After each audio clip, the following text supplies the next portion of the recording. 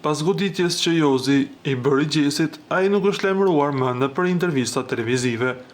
Por së fundi në një emision ai është shprehur se ndihet i penduar dhe i kërkon falje të gjithë njerëzve që i ka lënduar. Kontakt me Gjestin nuk kemi pasur. Kemi shumë miq të përbashkët, por akoma nuk kemi pasur kontakt. Kam kërkuar të dëgjoj veten më shumë. Jam munduar ta kaloj situatën në mënyrën më të qetë. Jam përkushtuar muzikës. Shumë suksese Gjestit.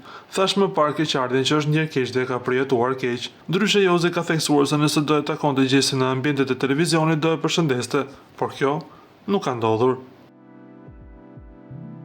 Ndërsa pyetjes për akuzat që qarkullojnë ku thuhet se ai ka ushtruar dhunë ndaj ish-partneres në Zvicër, ai kishte këtë fjalë: "Patjetër që do ta mohoj. Kjo është shpifje nga disa njerëz pas një lloj vlere që shpifin. Dikush nëse un kam bërë një gjë të tillë, nëse tregojnë letrat, unë e di se jam vet. Kanë hedhur shumë gjëra për mua. Unë e njoh veten, e di se çfarë kam bërë. Fama nuk është e lehtë. Mund të dalë dikush me prova.